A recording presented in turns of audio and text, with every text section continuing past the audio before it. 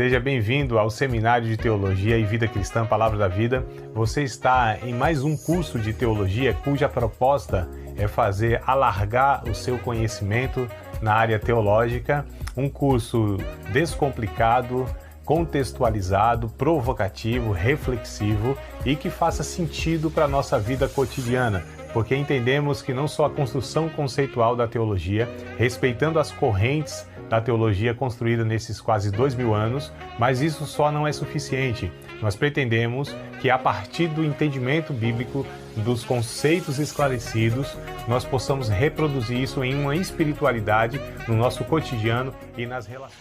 Nós vamos, como eu disse, encerrar hoje essa matéria, esse tema, 5 aulas no caso que a gente já está hoje, será a 5ª aula, e aí fique à vontade, tá, para perguntar, porque apesar que a matéria que vem ela vai ter uma ligação com essa, a gente vai falar sobre administração eclesiástica, isso aqui é ministério eclesiástico, então vocês vão perceber que tem semelhanças e elas se conversam, mas assim, tendo alguma dúvida, alguma questão dessa matéria, aproveitem aí, tá?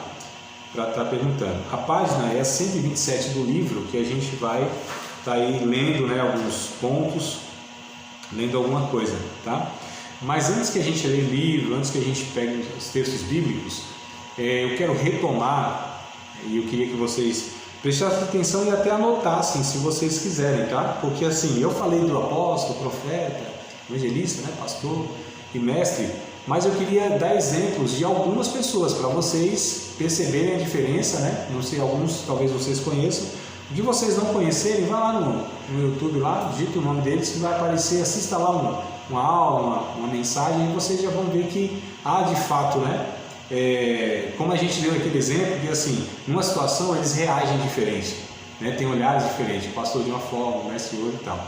E aí vocês vão percebendo neles, nesses irmãos aqui que eu vou colocar como exemplos, de cada uma dessas funções, vocês vão perceber que eles têm de fato características diferentes, tá? Então o apóstolo, o apóstolo a gente aprendeu que é o missionário, aquele pioneiro, tá? Então assim, amados, a gente sabe que tem um monte de irmãos aí que tem o título, missionário, missionária, que prega igreja aqui, prega igreja ali. Não é missionário, amados, biblicamente, tá? O missionário ele não tem essa função de ficar pregando de igreja em igreja.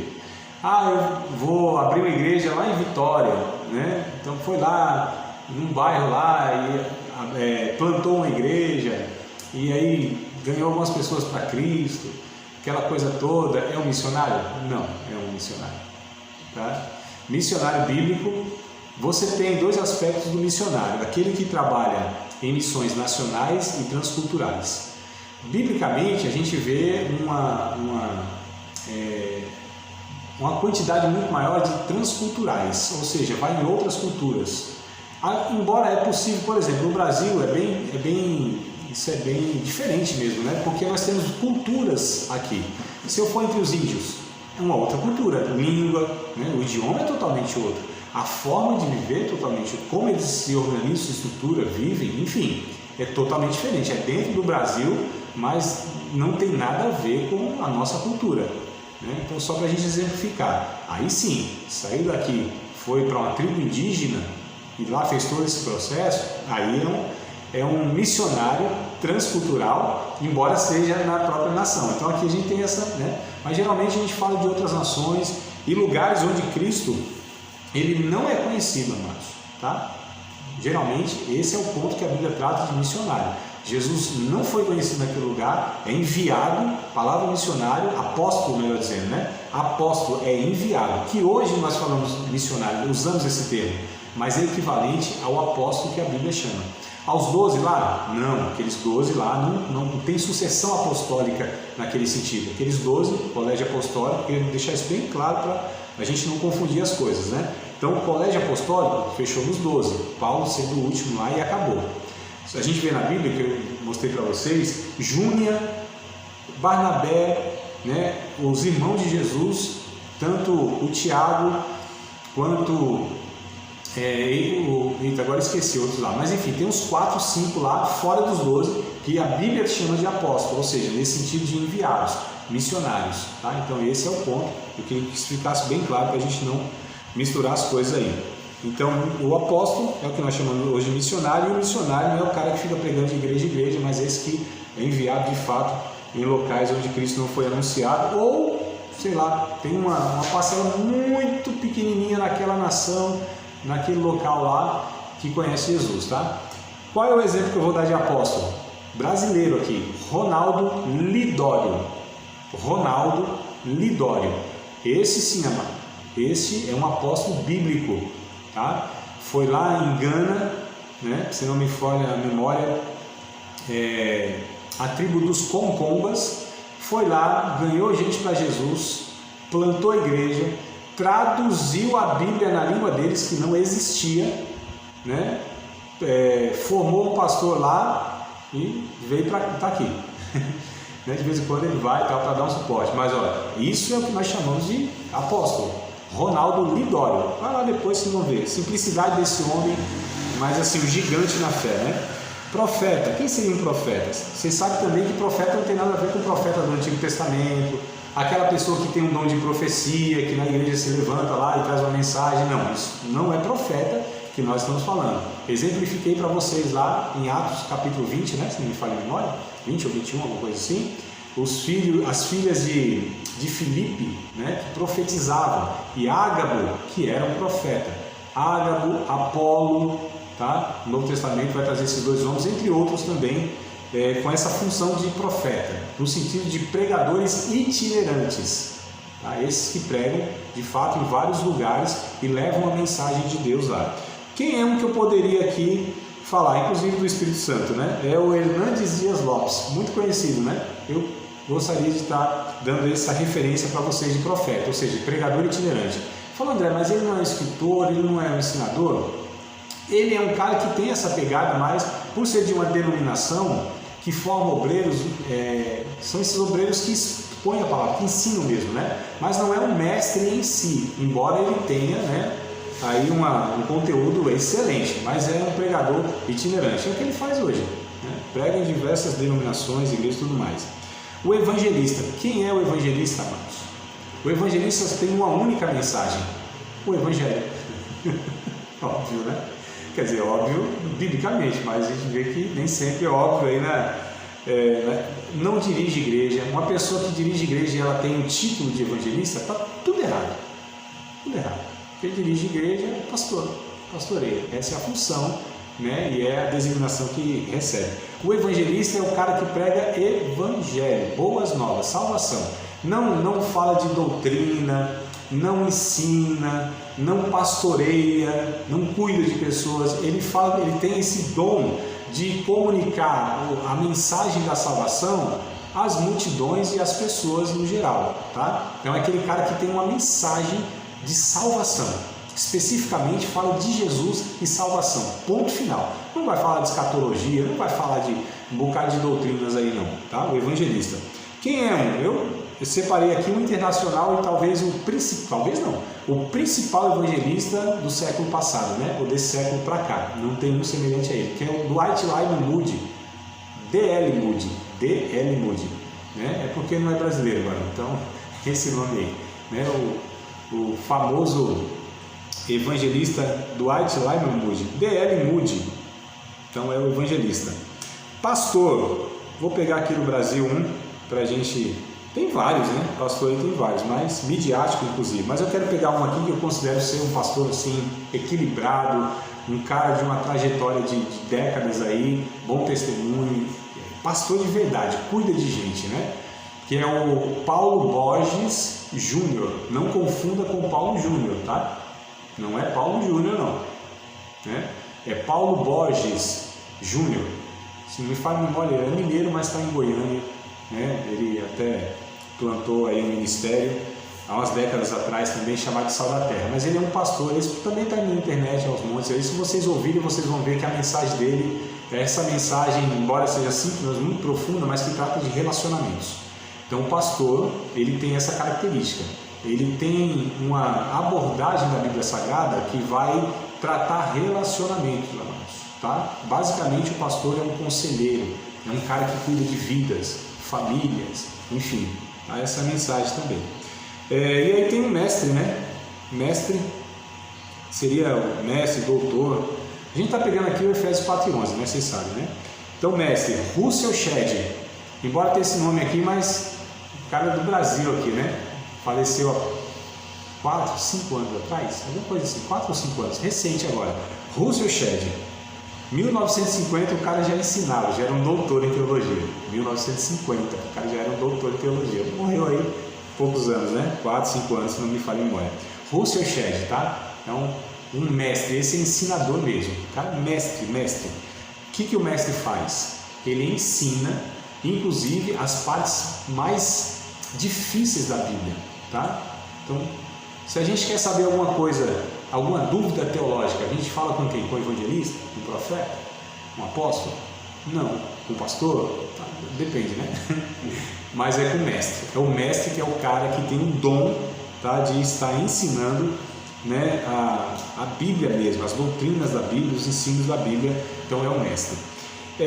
A gente percebe aqui, amados, a gente vai ler isso daqui a pouco, talvez a gente chegue lá, né? Se não chegar já vou adiantar, que eu gostaria de falar isso.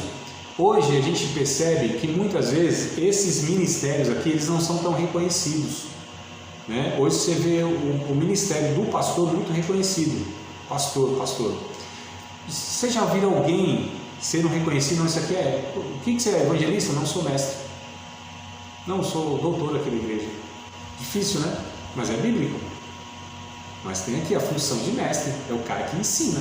Então, tudo quanto é questão teológica relacionado à Bíblia, é ele que é a referência numa igreja local. Mas, então, às vezes você tem um cara lá que é um presbítero, é ele que ensina. Então, calma aí, se ele é um mestre de fato, por que não tem, então, a designação que a Bíblia fala de mestre? Está vendo como as coisas, muitas vezes, né, são distorcidas, né? Você tem lá, às vezes, também o profeta. Às vezes fala de profeta como um jargão. Aí é profeta. Às vezes não é, né? Não tem nada a ver, porque também o irmão é usado num dom com profecia lá, às vezes chama de profeta, que também não é, né? Então, o pregador itinerante, ele é o profeta. Enfim. Mas vamos lá, só para exemplificar aqui, para a gente não ficar naquela questão mais vaga, né? Tentei trazer aí os exemplos mais próximos, tá? O X da questão da igreja, irmãos, local, é a ênfase de que o caráter, né, e a qualidade dos seus líderes serão os responsáveis por determinar se essa igreja de fato é uma igreja do Senhor Jesus. Olha a importância que tem a questão dos líderes, tá? Os líderes da igreja, né? A igreja local, essa ênfase é a qualidade e o caráter dos seus líderes. São eles que de fato são os responsáveis, né, e que vão determinar se essa igreja de fato é uma igreja de Jesus ou é um ajuntamento de pessoas totalmente equivocadas. Porque a gente sabe, amados, e a gente vai ver isso na matéria que vem, há muitos lugares, aparência de igreja, liturgia, aquela configuração toda, mas assim, Jesus não tem nada a ver com aquilo. O que é ensinado, o que é vivido, o que é proposto, não tem nada a ver, amados. Então, infelizmente, na nossa nação se proliferou de 2 décadas e pouca para cá. Assim, se espalhou o número de igrejas evangélicas de uma forma assim, que até então não tinha. Então, em 30 anos, vou colocar 30 anos, em 30 anos, 30 não é menos mesmo, 20 e poucos anos, tá? Agora me fugiu os números, mas é absurdo, porque hoje nós somos aproximadamente 50 milhões de evangélicos. Imagine, é só a gente dar uma volta aqui nos nossos bairros. Quanto lugar que tem lá? Igreja evangélica, né? Qualquer lugarzinho, igreja evangélica. Só que, quando a gente se aproxima, quando vai ouvir o que é ensinado, o que é proposto ali, o que é vivido ali, fala, mas isso aqui não tem nada a ver com o que Jesus ensinou, o que os apóstolos ensinaram. Então, tem essa realidade, né, mano? Você ter a ingenuidade de pensar que todo lugar que tem uma plaquinha chamada de igreja evangélica, de fato é uma igreja de Jesus, não. E o que vai determinar isso? É a qualidade e o caráter dos obreiros lá. São eles que vão conduzir isso, construir isso, porque é assim que Deus estabeleceu, né? Essas pessoas que construíssem uma igreja saudável, bíblica ou não. Paulo, ele escreve 3 cartas, né, chamadas de pastorais, justamente para corrigir essas questões. Então ele escreveu cartas, chama de cartas pessoais, né? Porque as outras ele escreveu para as comunidades. A igreja lá na cidade de Filipos, lá em Tessalônica, lá em Roma, lá em Éfeso, lá em sei lá onde, né? Em Colosso e tal. Essas cartas pessoais ele dirige aos dois pastores, Timóteo e Tito. A gente vai ver aqui. A de Timóteo, principalmente a de Timóteo, né? Principalmente a segunda carta, que é a última carta que ele escreve na sua vida. Ele está ali para ser martirizado mesmo, né? Então, segunda a Timóteo é a última carta que o apóstolo Paulo escreve. E aí ele vai falar vai advertir, né, Timóteo para tomar muito cuidado com os falsos ensinos, né, as falsas doutrinas, porque isso era a preocupação de Paulo no final da sua vida, principalmente. Ele teve todo o seu ministério essa preocupação, mas no final da sua vida, ali, a última carta, ele vai dar muita atenção para essa questão, porque ele sabe que isso é fundamental, amados, né? Obreiros que são despreparados, desqualificados. Na primeira carta, no capítulo 3, que a gente vai ver daqui a pouco também, estou falando que a gente vai ver um monte de coisa, a gente não viu nada até agora, né? Mas vamos ver, a gente chega lá. No capítulo 3, ele coloca as qualificações. Então, qualquer pessoa pode ser um obreiro? Sim e não. Sim, porque se atender às qualificações da Bíblia, pode. Não, porque nem todo mundo atende, né? Então tem essa, tem um desejo, quero ser. Não tem problema, Paulo diz, quem tem o desejo de ser um ministro, coisa boa, excelente obra deseja, porém, aí ele traz aqui as características, né? As qualificações.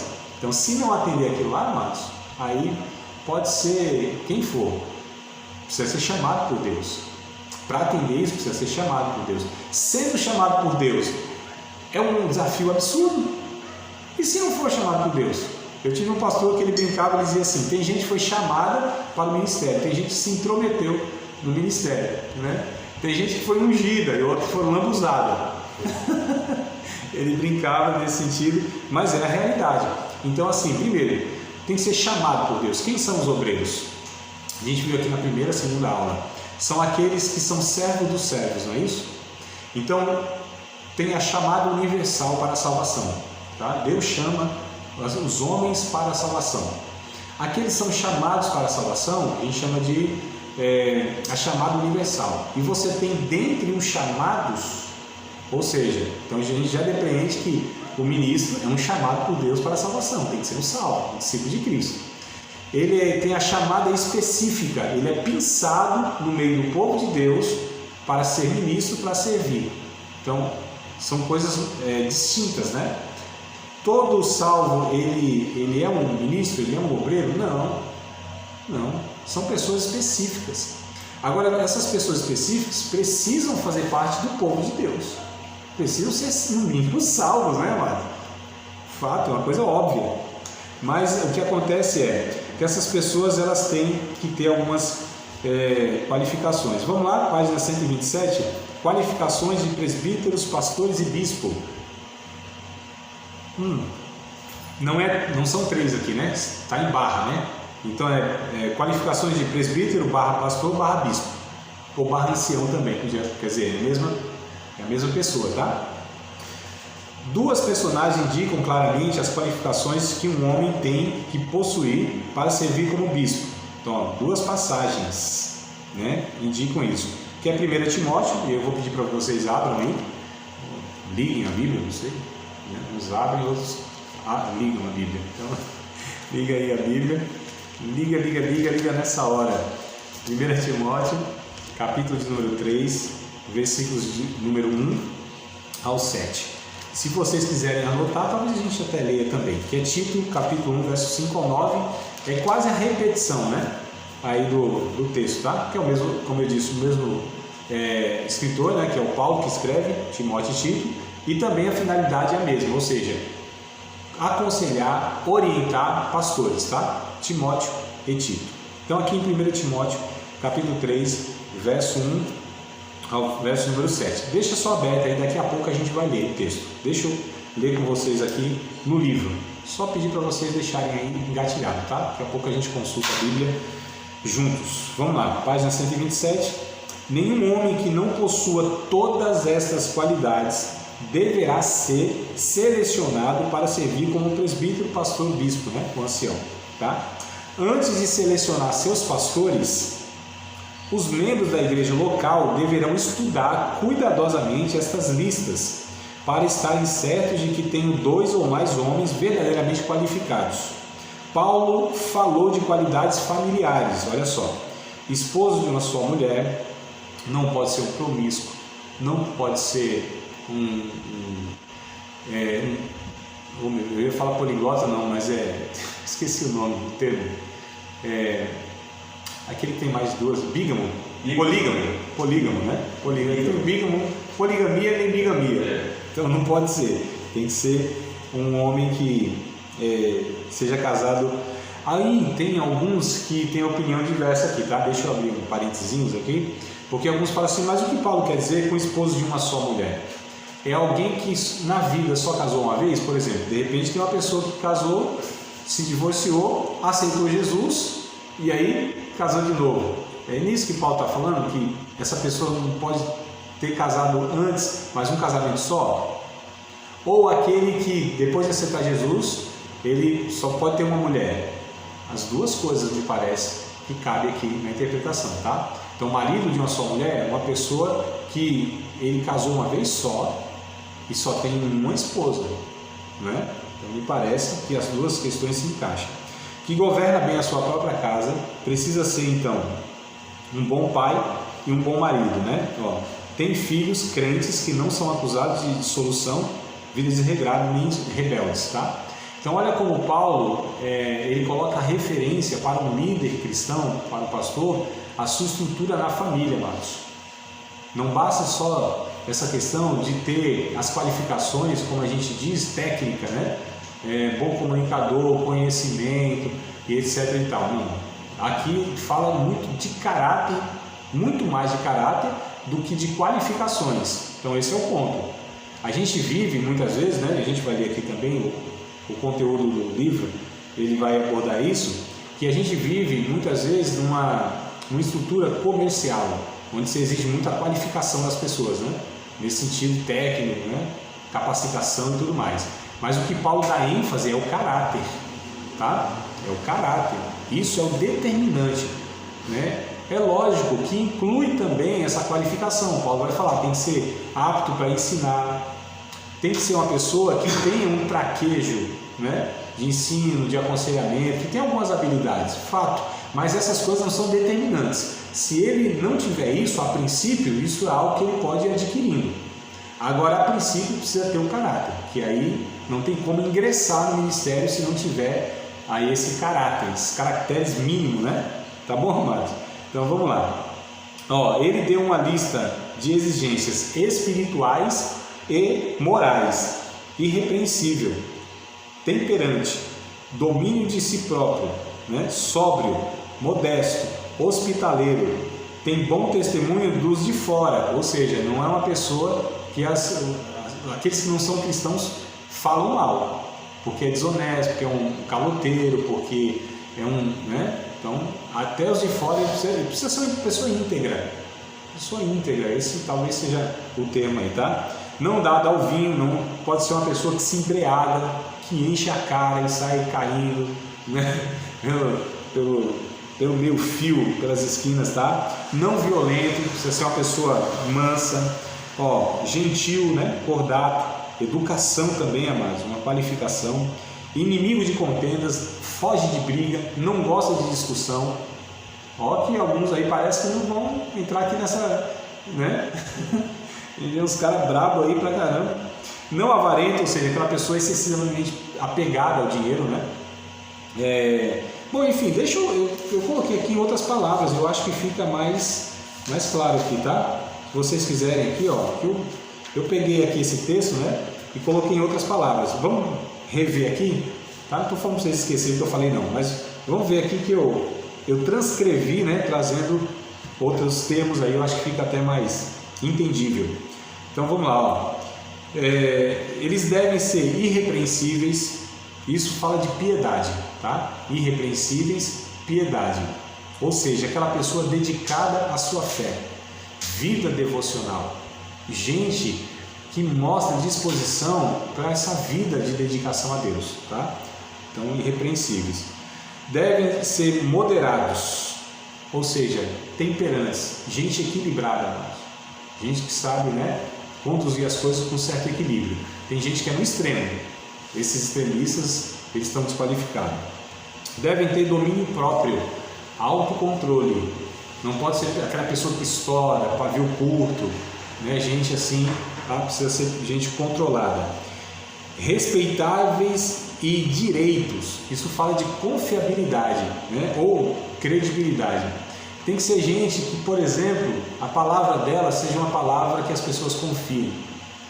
Antes a palavra tinha um peso enorme, né? Antigamente, na nossa sociedade, a palavra ela tinha um peso muito grande. Se a pessoa falasse alguma coisa, não, foi fulano que falou, então pode ter certeza que ele vai fazer. Porque ele tinha essa credibilidade, ele era confiável. Ele não falava uma coisa e fazia outra. Hoje em dia está difícil, né? Fazer negócio somente com a palavra, né, irmão? Não dá, né?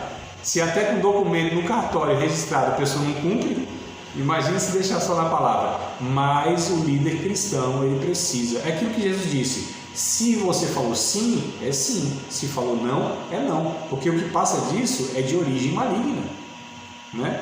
Então, confiável. Hospitaleiro, uma pessoa acolhedora, pessoa que seja amorosa. Olha que coisa interessante, precisa ser uma pessoa disposta a acolher pessoas, né? Receber pessoas, acolher pessoas, tá? Não deve ser ébrios, né? Tem que ter autodisciplina, então não deve ser esse que enche a cara. A Bíblia, ela não reprova, tá? A questão da bebida em si. O que a Bíblia reprova é a embriaguez, é o consumo excessivo da bebida.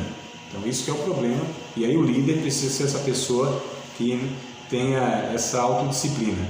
Não competitivo, mas bondoso. Olha só, não competitivo. É que aqui está em outras palavras, né? Deixa eu ver qual está aqui. Torpe ganância. Não deve ser essa pessoa gananciosa, mas deve ser bondosa, gentil, tá? Tem gente que ele tem líder que ele quer competir com outro, né? Ele quer sempre estar, não tem essa... Amados, assim, quando a gente entende igreja, a gente entende que é um corpo só, uma igreja só. Então um pastor não pode olhar outro pastor como um competidor, uma igreja como competidora. A Bíblia fala de cooperadora, então nós somos cooperadores. Por exemplo, eu tenho um seminário de estudo teológico.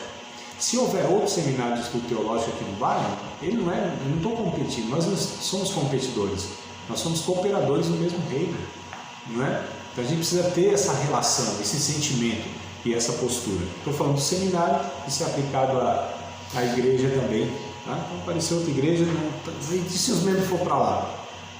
O que não pode é para o inferno, o que não pode, né? Se é uma igreja séria, está tudo certo, não tem problema, né? Então somos cooperadores, não competidores. Não dados à contenda, né? Ser atencioso, então não pode ser essas pessoas briguentas, tem que ser gente paciente. Aliás, 2 Timóteo 2, 24, vamos ver o que Paulo disse? A gente vai lá para 2 Timóteo, só para a gente ver a recomendação de Paulo aqui também nessa segunda carta. Capítulo 2, verso 24, 25 e 26, tá? E ao servo do Senhor não convém contender. 2 Timóteo 2, 24.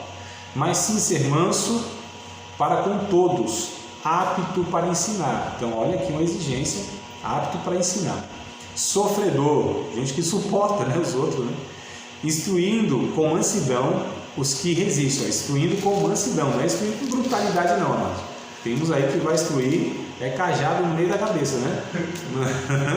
Não, os caras brutos, né? Não, instrua com mansidão aos que resistem, a ver se porventura Deus lhe dará arrependimento para conhecer a verdade, e tornarem a despertar, desprendendo-se dos laços do diabo em cuja vontade estão. É igual um pastor que, depois da pregação, vinha um irmão lá, né? Toda vez questionar ele, perguntar um monte de coisa da pregação lá. É isso. Um dia ele estava meio assim, saturado, sabe?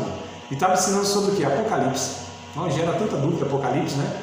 Aí chegou no final da pregação, um irmão lá, enchia a paciência do pastor e disse: pastor, quem é essa besta aí que o senhor está ensinando? Se a besta é você, irmão. Não perder a paciência com o varão. Não pode, tem que ser manso, instruir com mansidão, né? É isso aí. Não pode ser esse briguento não, tá? O pastor, amados, como todo cristão, aliás, mas o pastor especificamente que a gente está tratando, deve ser essa pessoa que ela de fato tenha paciência professoral, tá certo? Que é característica do professor, né? Tem que ter paciência, assim, para, né? E muita, tá? Para conduzir a pessoa, né, no caminho lá. Então tem que ter essa paciência professoral. Não irascível, ou seja, aquele que não é cheio de ira, né? Cheio de cólera, tem que ser pacífico, gente da paz, não pode ser pessoa irada, bruta.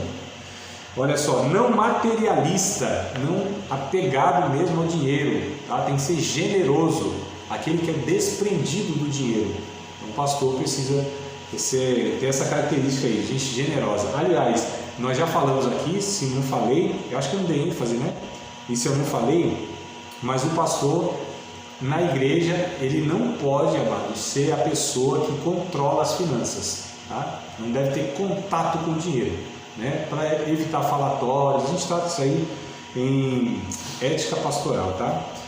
Respeitado pelos incrédulos, ó, como a gente falou aqui, né? Que o texto vai dizendo, respeitado pelos incrédulos, ou seja, aqueles que têm bom testemunho, como Paulo vai dizer aqui, para aqueles que estão de fora, né? Gente íntegra, gente que é respeitada, que as pessoas que não são cristãos falam ali, vai uma pessoa íntegra, honesta, gente de caráter, precisa ser essa pessoa como referência aí, tá? Amar a bondade, coloquei aqui também, ó, dedicação à bondade, à fé e à perseverança, tá? Então eu traduzi aqui, ou transcrevi, né, trazendo esses termos aí, eu acho que deu para dar uma variada? Vamos lá. Na continuação aqui, então, amados, da leitura da página 127, deixa eu ver até onde nós lemos para a gente dar continuidade, né? Violento, cordato, inimigo de contendas, não avarento, não arrogante, não irascível, amigo do bem, justo, piedoso, né? Um bispo precisa também ter experiência e capacidade para ensinar. Uma outra qualificação aqui. O pastor que ele não é apto para ensinar, ele está desqualificado para o pastorado, amados. Ó, eu conheço alguns pastores aí que dizem assim, não, eu não gosto de ensinar, eu não gosto de pregar. Meu Deus do céu, está totalmente errado. Gente que, inclusive, tem alguns líderes aí que resistem ao preparo teológico, ao curso bíblico, por exemplo.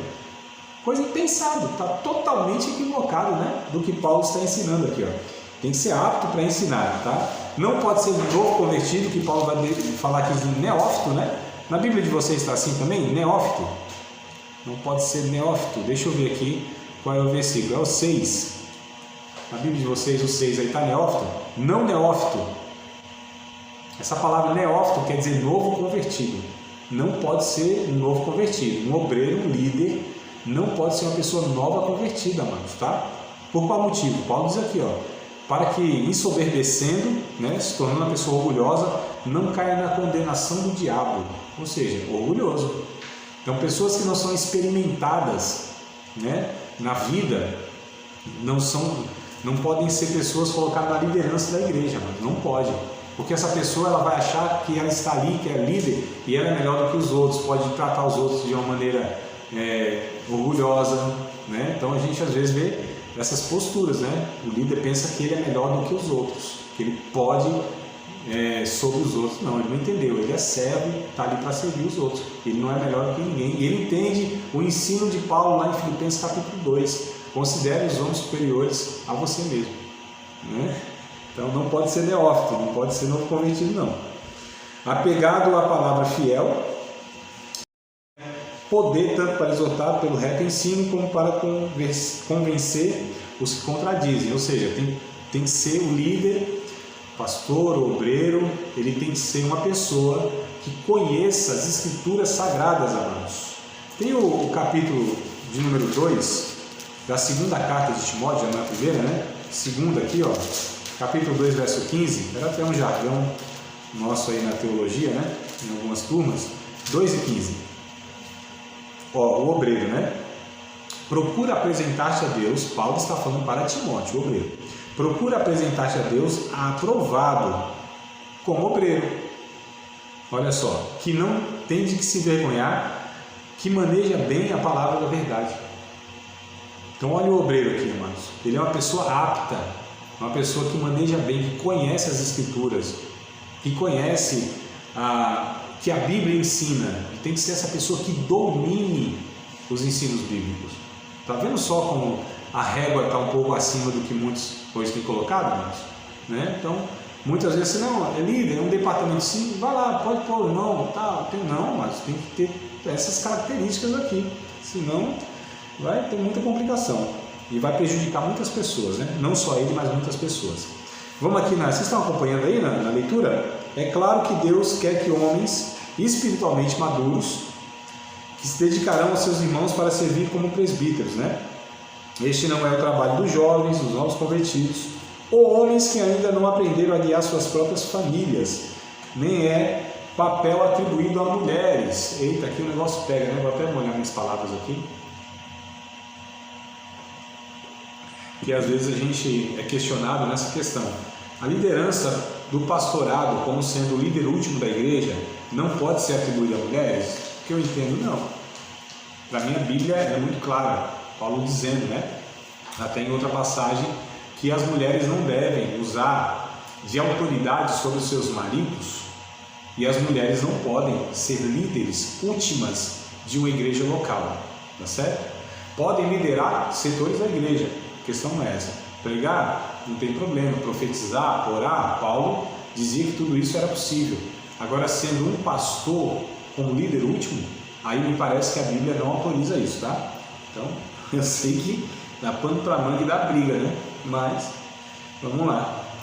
Essas qualificações não se adquirem recebendo diplomas de cursos, de seminários, mas dedicando-se ao serviço do Senhor.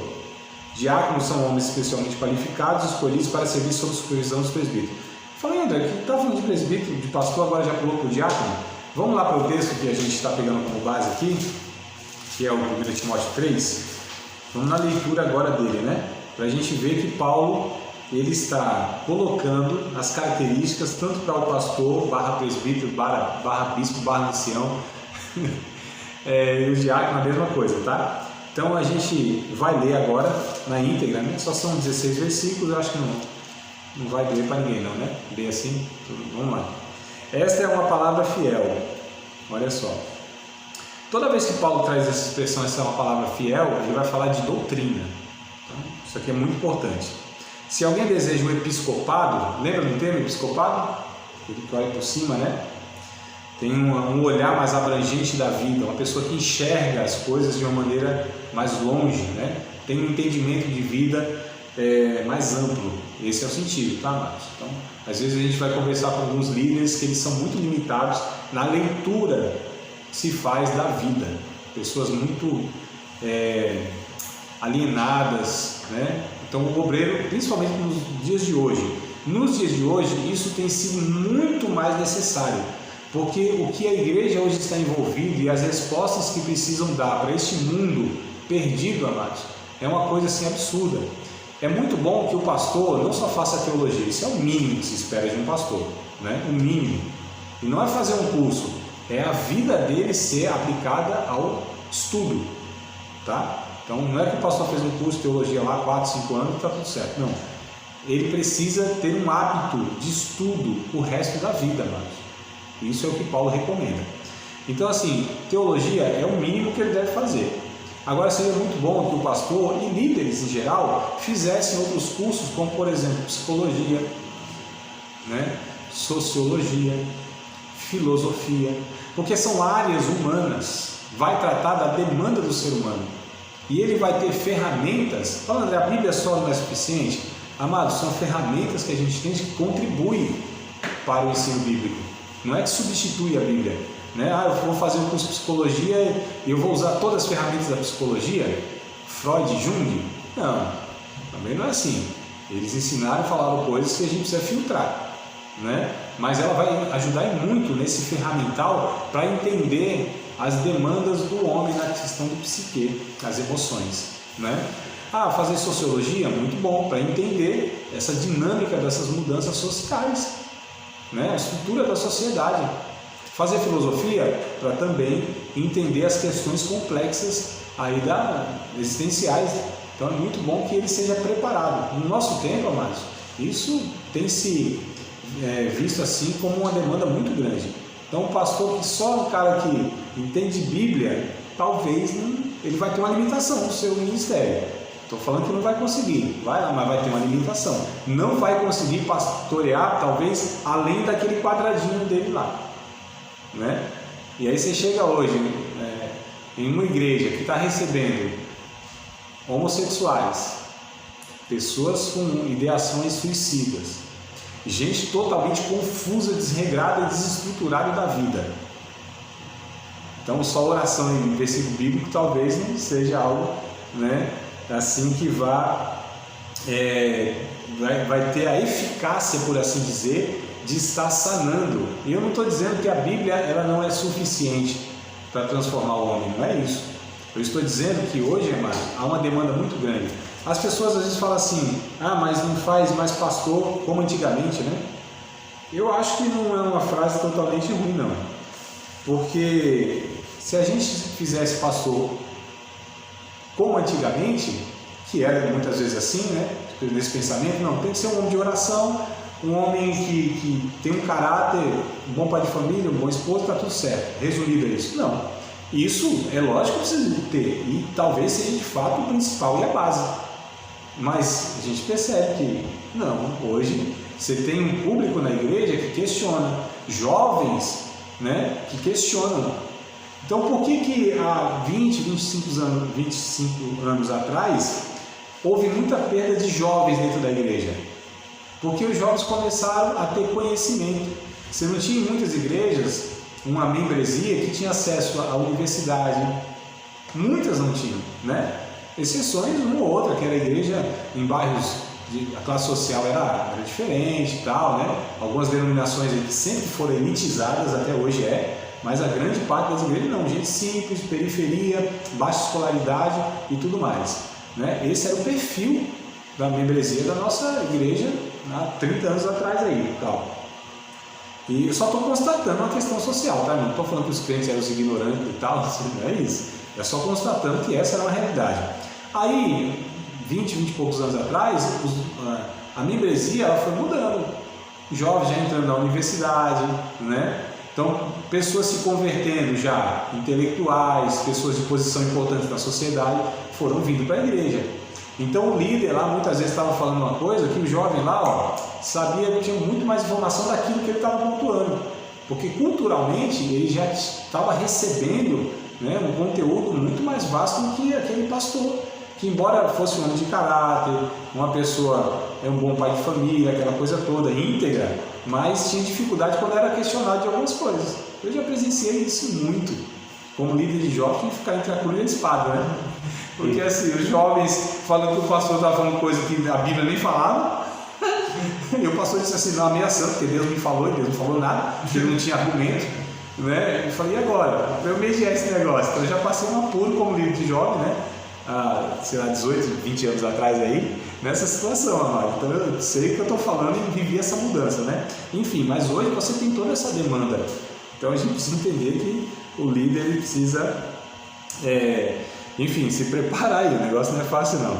Mas vamos lá. Aliás, até o professor de teologia, viu? Então vem os alunos aqui, né? Já tiveram contato lá com um monte de teólogos pelas redes sociais aí, já leram um bocado de livro, né? E a gente pensa que vem aqui sem entendimento nenhum, que nada, eu passo e aperto aqui, então se eu também não me atualizar, vale para mim isso aqui. Vamos lá, o verso 2 da 1 Timóteo 3, Convém, então o Paulo diz, deseja o episcopado, deseja ser obreiro? Ótimo, coisa boa, excelente obra você deseja. Convém, pois, que o bispo seja irrepreensível, marido de uma mulher, vigilante, sóbrio, honesto, hospitaleiro, apto para ensinar, não dado ao vinho, não espancador, não cobiçoso de própria ganância, mais moderado, não contencioso, não avarento. Então lembra rápido aqui porque a gente já viu, né? Que governe bem a sua própria casa, tendo seus filhos em sujeição com toda modéstia, simplicidade, né? Porque se alguém não sabe governar a sua própria casa, terá cuidado na casa de Deus? Olha o questionamento que ele faz. Não, neófito, para que, ensoberbecendo, não caia na condenação do diabo, Convém também que tenha bom testemunho dos que estão de fora, para que não caia em afronta e laço do diabo. Então, ó, ele falou até agora do pastor, né?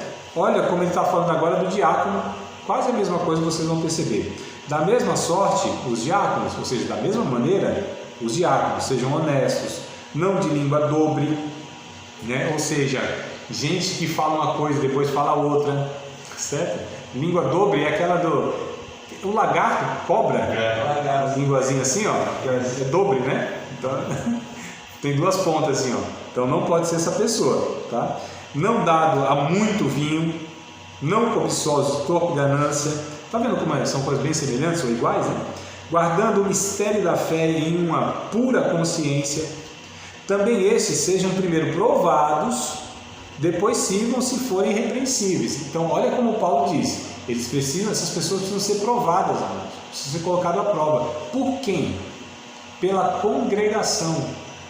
Quem deve decidir, quem deve escolher obreiros não são os outros obreiros, amados. Que infelizmente é isso que a gente vê muitas vezes, né? Obreiros que decidem quem vai ser obreiro.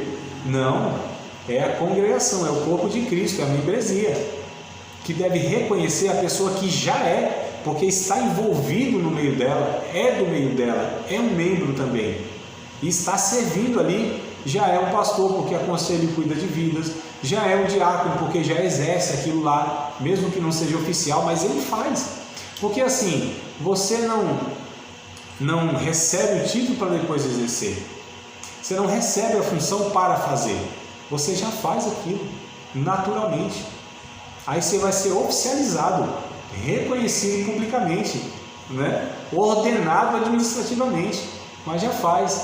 Não vamos separar esse irmão aqui e aí tá, esse aqui vai ser, aqui é a partir de hoje reconhecido aqui como pastor, ele vai começar agora a cuidar de vidas, não é? Está errado. Como vai começar? Ele já não fazia isso? Não é? Então perceba que tem esse detalhe aí, tá? Então vai ser colocado à prova. Serviu? Serviu mesmo? Então serve, se serve, serve, né? Se serve, serve. E aí se for irrepreensível. Esse irrepreensível aqui, ó, não é uma pessoa que não erra nunca, que não tem falha nenhuma. Isso não existe, amados, tá? Irrepreensível, que é também Paulo disse lá para os pastores, é uma pessoa que ela não é reprovada, não tem nada na vida dela que desabone, que desqualifique ela mesma, sabe? Alguma coisa assim escandalosa. Não é uma pessoa que nunca erra, porque todos nós, os pastores também, embora sejam pessoas mais maduras e tudo mais, mas tem, né, seus momentos de falha. Não estou falando de pecado escandaloso, não é isso que eu estou dizendo. Que Paulo diz, essas pessoas que não tem nada que reprove ali a conduta dela, tá?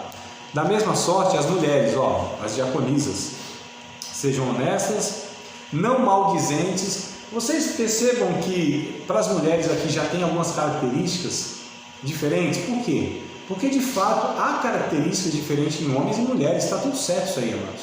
As pessoas querem falar assim, não, homens e mulheres são iguais. Não são iguais. Não são. Diante de Deus são. Em valor são. Mas não são iguais. Psicologicamente não são. Biologicamente não são. Fisicamente não são. Né? Está tudo certo. Não tem erro nenhum. Deus fez assim. Então tem características de um que não tem no outro. Que tem no outro tem no um. E eles se completam. Deus criou o casal como complementariedade, tá certo? Não maior nem menor, mas eles se completam, porque tem características diferentes. Glória a Deus por isso, amados, está tudo certo, né? Porque nesse mundo que a gente vive aí, dessa questão de feminismo, machismo, essas coisas todas, eles querem, não são iguais, tem características diferentes, e está tudo certo, né? A gente precisa entender só que há uma locupletação, a palavra é, até se eu falar de novo aqui, talvez eu não pronuncie ela, mas né, se completam, se locupletam, né, o homem e a mulher, e tem características diferentes. Alguns até pensam assim, que de fato é muito difícil uma mulher pastora, porque as mulheres por natureza, como eu disse, não há nada de depreciativo nisso, que as mulheres, elas de fato são regidas muito mais por emoções, até biologicamente é assim que elas respondem, né? Então aguentar a pressão, de fato, de uma administração, de conduzir toda essa máquina, né, que a gente chama de igreja, psicologicamente é um negócio muito complicado. E talvez as mulheres iam sofrer demais. Se os homens já sofrem, e tem essa estrutura mais fria, mais racional, é a estrutura do homem. Deus os criou assim também, né? Por uma série de motivos. Então, só para a gente entender que tem essas diferenças. Aí Paulo aqui ele vai colocando algumas coisas aqui específicas, né? Então, da mesma sorte, as mulheres sejam honestas, não maldizentes, sóbrias, equilibradas, né? Fiéis em tudo. Os diáconos sejam maridos de uma mulher e governem bem os seus filhos, suas próprias casas. Ó, mesma coisa do que o pastor. Porque os que servirem bem como diáconos adquirirão para si uma boa posição e muita confiança na fé que há em Cristo Jesus. Eu já vi irmãos interpretando esse ponto aqui, ó, que se os diáconos eles forem lá fiéis, né, eles vão conseguir uma posição melhor. Eles falam, vão ser um presbítero, vão ser um pastor. Não é isso, amado. Tá? Não é isso que Paulo se refere. Mesmo porque nós estamos trabalhando essa questão. Não é questão de hierarquia. Posição melhor não é porque é hierárquico, né? Mas aqui é um reconhecimento no povo de Deus, no meio da família da fé. Esse é o sentido que Paulo trata. Tá? Se eles servirem bem como diáconos, vão adquirir uma boa posição e muita confiança na fé que há em Cristo Jesus. Então, olha só. E aí, bom, ele vai falando aqui algumas coisas, mas a gente resume essa questão. Vamos ler Tito, capítulo 1, versos 5 e 9, só para a gente ver aqui o reforço, né, dessas qualificações. Então, Tito, capítulo 1, verso 5 ao verso de número 9. Bora lá, Marcos, para a gente pegar essas referências bíblicas aí. Por esta causa te deixei em Creta, a ilha lá, né? Para que pusesse em boa ordem as coisas que ainda restam, de cidade em cidade, estabelecesses, né? Ou seja, constituísse, né? Dar reconhecimento oficial a presbíteros, como já te mandei. Aquele que for irrepreensível, marido de uma mulher, que tenha filhos fiéis, que não possam ser acusados de dissolução, né? Vida desregrada, nem são desobedientes. Porque convém que o bispo seja irrepreensível como dispenseiro da casa de Deus, não soberbo, não iracundo, não dado ao vinho, nem espancador, nem cobiçoso de toque ganância, mas dado à hospitalidade, amigo do bem, moderado, justo, santo, temperante. Está vendo como ele acrescenta uma coisa ou outra aqui? Mas basicamente são as mesmas características, né? Verso 9.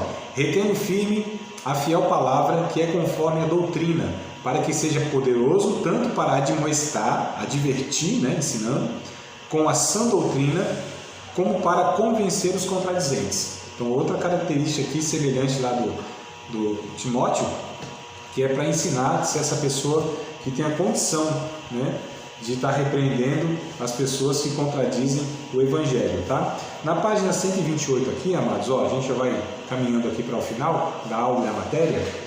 A simplicidade do plano de Deus. Simplicidade do plano de Deus. Tem esse título aí, né? Página 127, simplicidade do plano de Deus. Numa era quando muitas igrejas se assemelham a corporações multinacionais, o plano de Deus de organização de igreja parece muito simples. Contudo, seguindo este plano, qualquer grupo de crentes biblicamente batizados pode começar a adorar a Deus e a trabalhar unido como uma igreja local. Não precisa de treinamento em algum seminário, não precisam de permissão de nenhuma diocese ou convenção, não precisa filiar-se a nenhuma denominação ou liga de igrejas, não precisam esperar que algum corpo eclesiástico lhe envie um padre, um pastor. Eles precisam de um inabalável e respeitável de um inabalável respeito à palavra de Deus e uma determinação a fazer tudo o que ela ou ele exige, né? De Deus, no caso, e nada do que não autorizou. Que possamos amar bastante a Deus para retornarmos ao seu modelo. Então é tão simples isso aqui que a Bíblia aborda, que eu estou apresentando aqui, que nessa realidade dessas superestruturas de igreja, isso aqui parece ser uma coisa inviável e não aplicável. Mas, amados, olha só como nós estamos nos afastando daquilo que a Bíblia nos ensina, da simplicidade, né? Conclusão. Aí, ó, conclusão. A Bíblia nos apresenta diversos ministérios eclesiásticos. Se Deus os estabeleceu, é porque eles são necessários e indispensáveis, né? Não é uma opção nossa. Ah, não, isso aqui não vai ter, isso aqui não. É Deus que estabeleceu, então é indispensável, necessário e indispensável. O que se vê, entretanto, é que apenas o ministério pastoral é valorizado atualmente. Creio que os outros ministérios existem, mas não são reconhecidos. Quando são, parece estar em um nível abaixo do pastorado e talvez até abaixo do diaconato. As igrejas em geral não investem na formação nem na remuneração dos outros ministros. Então, olha outra observação aqui, amados, né? Parece que os outros ministérios, eles são inferiores ao pastorado, e a Bíblia aqui coloca que todos eles são iguais, funções diferentes. É isso que nós estamos aqui abordando, tá? E aí, algumas igrejas falam, não, o pastor ele tem que ser remunerado para que ele sirva melhor, tenha mais tempo de qualidade, né, espiritual, oração, preparo bíblico, atendimento ao povo, né, aquela questão do gabinete, aconselhamento, acompanhar as pessoas, também cuidar da sua família, de si mesmo, enfim. Mas e os outros? Por que são desprezados? Porque nós muitas vezes entendemos que eles são inferiores e não são tão necessários assim quanto o pastorado. Está vendo como a gente vai tirando as conclusões que não são bíblicas? Né? Todos eles, mas isso tudo tem um porquê. Quando a gente começa a pensar de uma forma, a gente vai construindo tudo a partir daquilo que a gente estabeleceu lá. Então, se a gente entende que de fato há uma hierarquia e que há pessoas mais importantes e outras nem tanto, aí a gente vai construindo todas essas ideias aí. Mas quando a gente entende o que a Bíblia diz, que todos eles têm a sua função, né, de importância, cada um na sua área de atuação, então a gente vai também, a partir desse entendimento, lidando diferente, tá? Vou participar de mais uma aula de um dos nossos cursos, Seminário de Teologia, Vida Cristã, Palavra da Vida. Espero que tenha te abençoado, não só alargado o seu conhecimento teológico, mas que tenha também atingido o teu coração para que você possa, a cada dia mais, reproduzir a vida de Deus nas suas relações cotidianas. Se você ainda não é aluno oficial de um dos nossos cursos, se inscreva aqui no contato que vai aparecer do WhatsApp, também nos siga nas redes sociais, se inscreva no nosso canal, compartilhe à vontade.